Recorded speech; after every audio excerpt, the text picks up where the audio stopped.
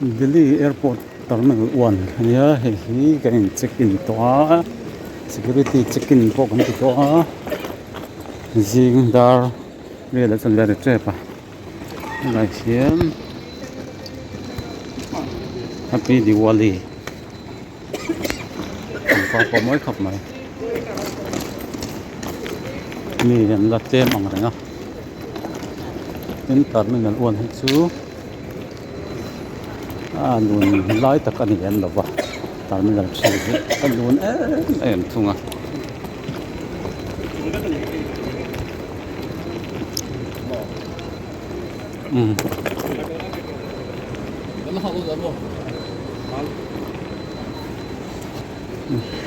tôi thấy được lốc tiếng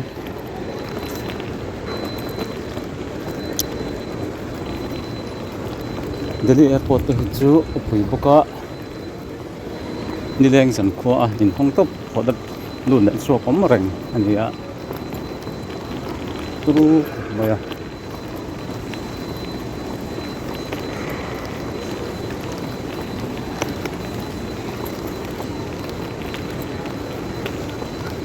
Vậy thì October ni somni pakhat sang somni pali tho chan ni ania Delhi tang hian ai zo la thok thok tu kan nia kan flight te min chu chapa dar som le chan ve nia tuna hian jing dar le chan ve ania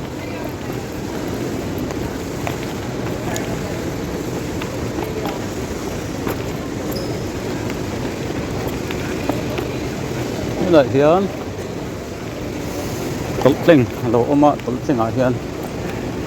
tling phê nga tolk pasit tling phê ani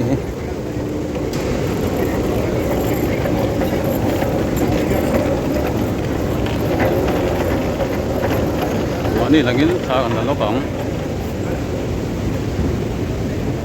manam kan le ha le lampang ku airport runway lampang ani a le lampang hian runway yom tak om boka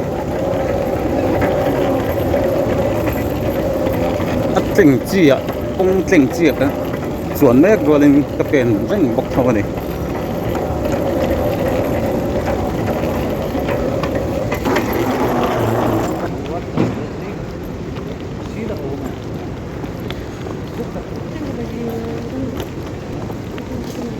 lại hiền Momo Express mà sẽ cần đây là vắng tàu đuôi mấy airport anh Xuân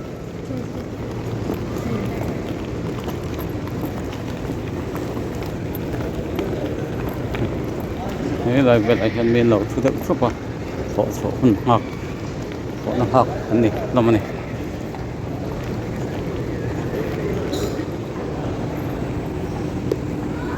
số lại số này này chỉ cả số tấn độ tour gate này gate number 9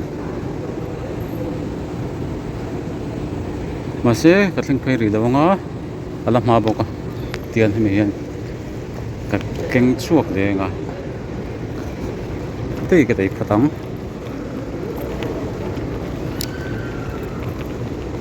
tây hình vòng bị tắt morning walk anh pa ngó anh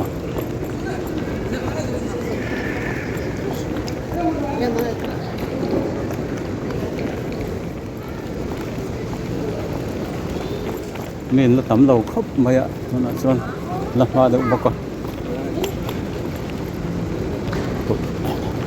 chúng ta tụt bắt linh ạ tụt thấy liền tụt bắt linh hiện anh làm riếu mày ạ tụt bắt linh tụt ban nào số đã xoan anh mà thì đầu turin anh luôn nó tur cái lật rồi anh câu quân lên đó cái gì câu quân mấy bay airport fan kual ni baram chu akin kan check-in live vel te vel kha kan la len lo wa lo ngai to man lo wa an te kual mai phaka ground floor chukna omani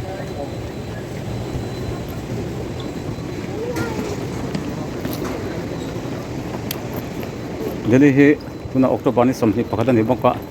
kholum nu tu pawh a zia viau tawh a zana pawh munna in sin ve deuh hlan pawh ni mase blanket sa tak erawh chu ken ngai lo na hian dawr eitur le cosmetic lampang te ta hian lehkhabu dawr le thil hrang hrang awma tumdangah chuan lehkhabu hi pakhat tal hi ka lei ve sia tun chu lei lo teng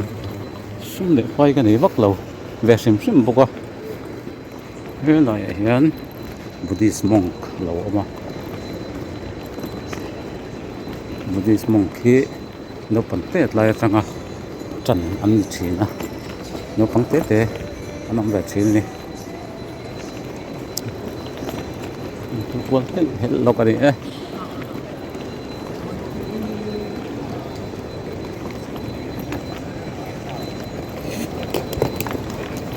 yo hei chu mu hu mai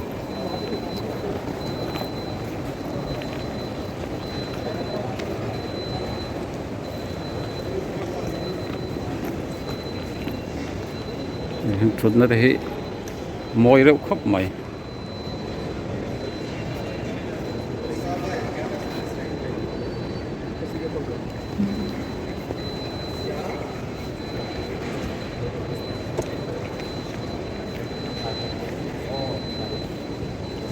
cái đại khen đồ là mua rất mày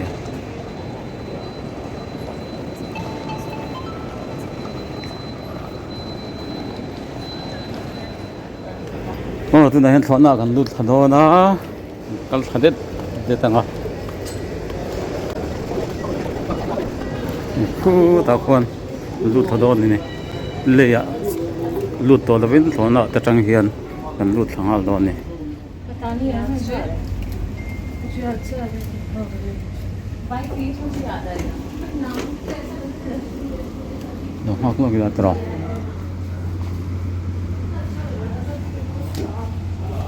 hian thon a kan lut thanon tak tak mizo ho kan kal ta du dul mai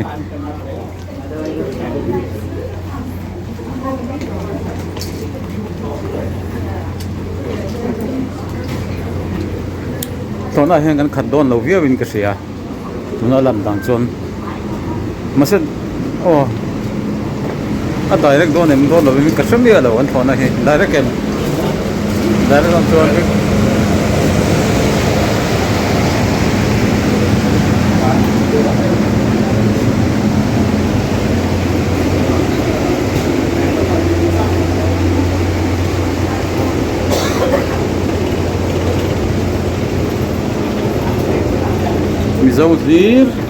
mizo do hlir kan ni don ni nam dang chu tle te chu kan du don tak taka kan du to kam tuna thona chunga kan lu to ranwai lampang in panin kan che chan det beta hi lai khi terminal khani ya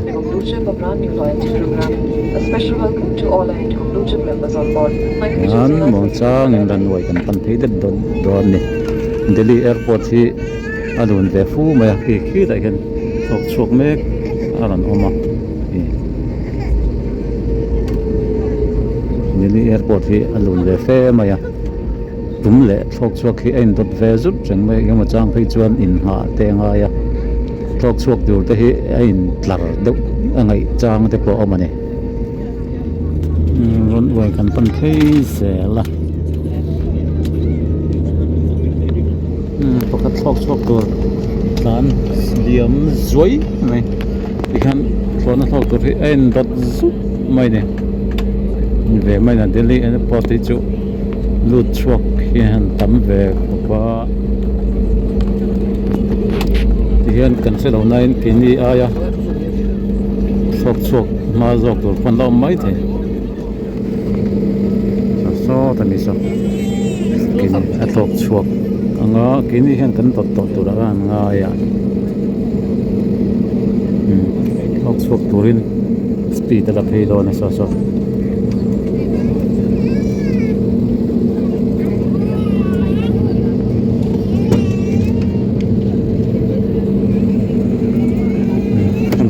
kami tu tak chuan te ri kan ni le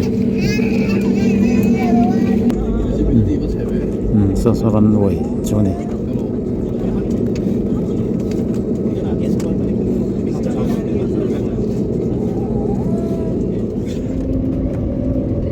sok chok dona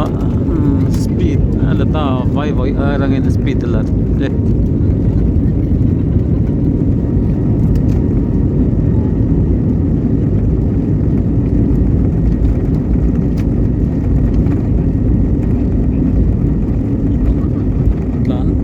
pir me tlan pir me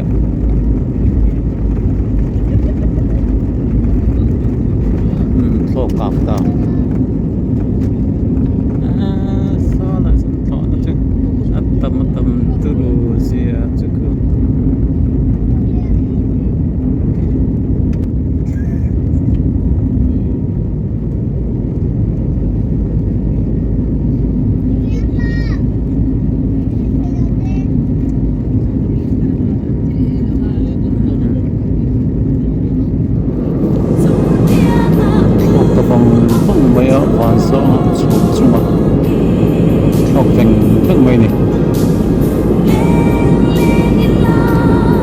Kerindanin fitsing ni sang fitsing ni sang dia tu dia sang orang bawa. Kami cuma kan ni le lo do ijuan. Ni nampak ah bawa cia lem. Kami bawa ni cun mai. Ini mai kan tiang ci. Lo leng pe lam kau do lem lo ah. Cuan cuma le dai tiang. Sang to tak cái chỗ athiang các mấy này thứ này hiện dar car đi cần nó học như nào đâu vậy lên mình cần học nhắm rất trần đòn anh này sẽ nhắm tiền ăn nhắm vấp đòn xuống đâu vậy cần nó học nuôi đòn thôi cần học điểm tiền là những việc tao phô này tôi này hiện Assam nghe nghe ngắt Tripura State chung về đã cần mình làm à Mizoram chung cần tu tổ hiện mấy thầy nó tu tổ mấy thầy thì về Mizoram chung rồi nó tu chia cho cái gì đâu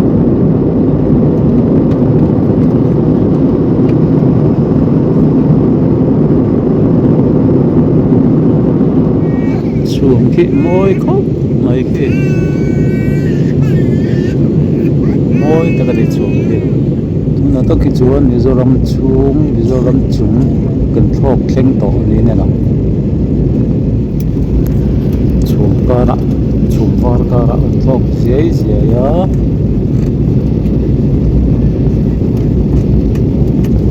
chung cả là thọ hiền thọ này chết cái tận chế lắm một lầu thì chứ cô lại cô công bụi lòng ở phố mà ya Cabin to your seats for landing. Thank you. cô lại cô tuột tùy này tụi nó có mày cô lại tuột tùy này tụi nó réo ạ nghe đồng miếng cái là vậy cô tụi cô ra công xưởng cái phố lòng đó này tụi này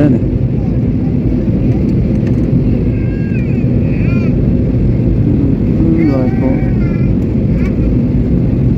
chỉ có là gian chơi mà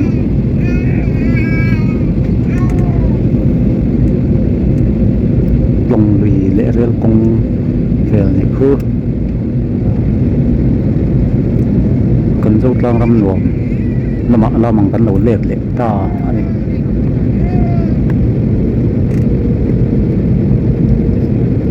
về cứ khám răng thì cái này đủ mèo cọp mày à cô là cái số hot tộc kia này mèo mà nia lấy mình vắt không à hot tộc kia xây xuống này mèo cô là mèo cái số mình vắt ha video po aron viral vắt ha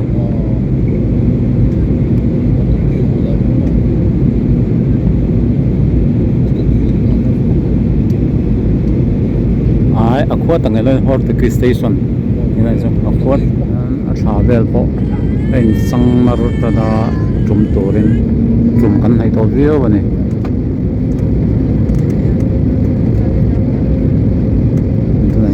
qual mek nó tụt luyện đi cần ring mà ta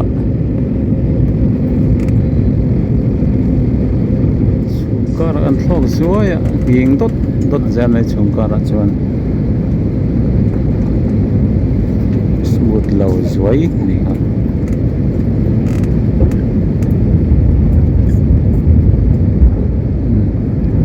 ake po aparta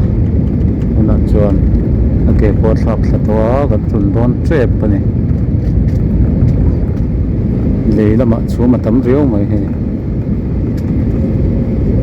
se thatakin smooth takin kan chum tu ranga yang kho thalo maya ti je kop mai ko chikara hen tum thei tho ma se nom na tuk lo thina atlang amwal zoram tlang ruam kham ching chivet kham bang bahai te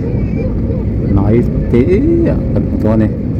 nai tak chu tle me na kham le do ni len langa lawata na nei tlak lem do te ni ne le kan niam tak tak ta uli kra sama ada bukan cuk lo cuk chu ni e to la ram ra chu phat thavio mai mal ram fek di e la chum tre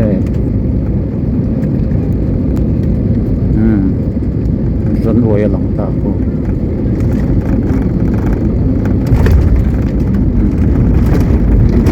đi ăn hành số rất là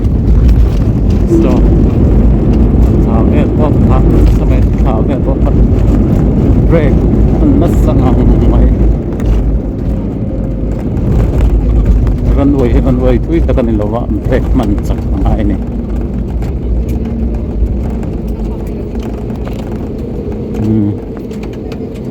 takin kan chume lo mo ne